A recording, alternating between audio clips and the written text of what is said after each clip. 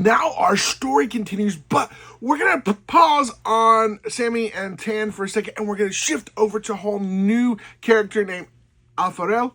That's what I'm calling him. Alfarel, I think is his name correctly.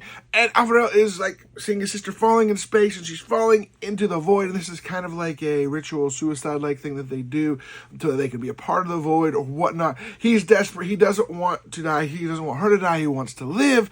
This is where we're at in this story. It takes you in there. And then all of a sudden, he wakes up.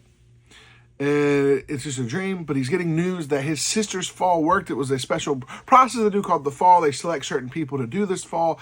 But doing the fall and how it worked, they realized that the Monoliths realized that they have a way to get on this big ship called the Dawnsire through these falls and do all this stuff and be able to attack them. They're excited about that. They're all partying. But you have Alfarel who just isn't sure. He's like, I don't really want to die. I don't really want to sacrifice myself for this cause. And he's questioning, kind of questioning his faith, I think, really in part of this. And trying to understand what he's supposed to do. But he knows he's still got to go and fight if he needs to. They're getting party, but being prepared to fight.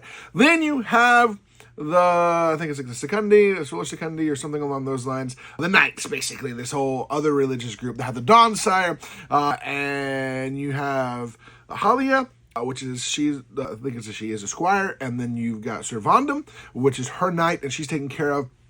And they're getting prepared, and they're talking about different things. I don't want to bore you with all the new details. Go read the story. There's a lot of stuff in there, but I'm just kind of doing an overview and a recap of Eternities Part 3.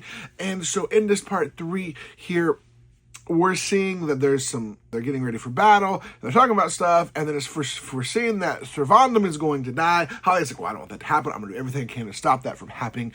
And we're on this brink of battle. They're preparing for battle. The Monoliths are preparing to attack, but they don't realize that this attack is coming and how the attack is going to come. And it is this whole, what is going on. We're meeting some characters that in Part 4 we're going to see and understand and know what's going on. If you had a chance to read the story, I want you to know, what have you enjoyed about the story so far? What are your predictions? What's going to happen in this story? Do you like this story, and where are we going? Let us know in the comments below. But also stay tuned, as today is Part 3. We'll get Part 4 tomorrow, and we're continuing on. I know we're a couple days behind, but I like to take a break over the weekend and then get caught up. Now the story is almost all done. I will do a recap every single day. I like to bring the recaps to you. I hope you enjoy the recaps of these stories and telling you. And I'm really curious, what's going to happen with Alfarel? His sister Rafaela is dead. Is he going to find her? What is this war going to lead to? What's going to happen with him? Is Alfarel going to continue his faith? Is he going to continue fighting?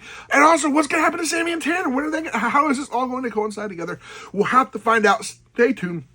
Let us know in the comments below the best parts of the story so far, the things you're confused about maybe, or the things you want to know more about. And as always, we'll see you next time.